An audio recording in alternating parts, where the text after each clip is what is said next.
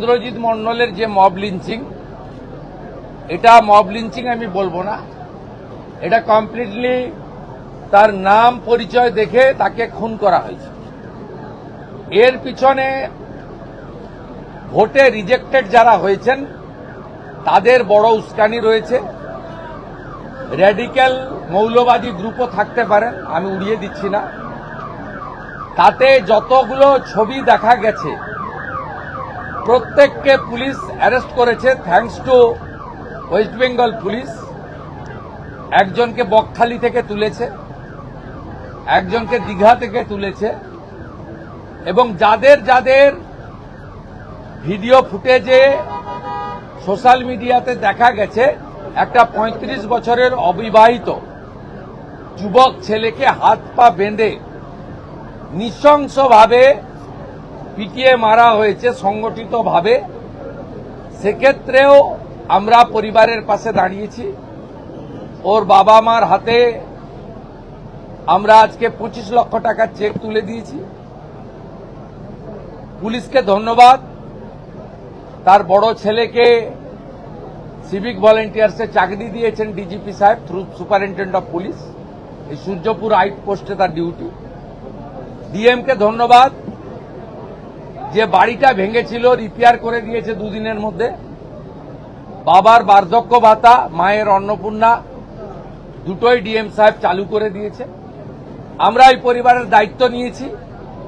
ইন্দ্রজিৎকে আমরা ফিরিয়ে দিতে পারবো না। ইন্দ্রজিতের প্রত্যেকটা খুনি সমানভাবে ওই একরত্তি ছোট্ট কন্যার খুনিরা, শারীরিক নির্যাতনকারীরা যেভাবে আমি কথা দিয়েছি কাস্টডি ট্রায়াল হবে, ইন্দ্রজিতের খুনিদেরও তাদেরও খুব চূড়ান্ত চরম ভারতীয় ন্যায় সংহিতাতে যে শাস্তি আছে পাবে। ওই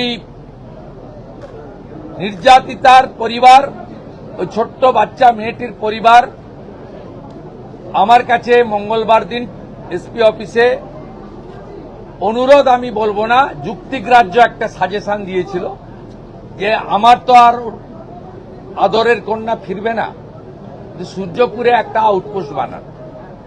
thanks to home secretary Shrimati Sanghamitra Ghosh মহোদয়া, thanks to DGP mister Siddhinath Gupta IPS.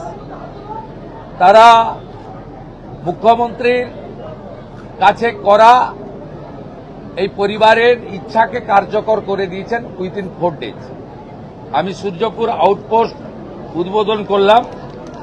এখানে 4 officer, 2 SI, 2 ASI, 6 mail constable, 2 female constable, 8 civic volunteers, women help desk এবং একটি কন্ট্রোল রুম, এবং পরে পরে 5-7 দিন লাগবে এখানে মোড়গুলোতে সিসিটিভি লাগানো এবং তার কন্ট্রোল রুম এখান থেকে করা। এই কাজগুলো তারা করবেন, আমাকে কথা দিয়েছেন ডিজিপি এবং সুপারিনটেন্ডেন্ট পুলিশ। আমি আশাবাদী যে পুলিশ এই বিষয়ে যথাযথ ব্যবস্থা নেবে।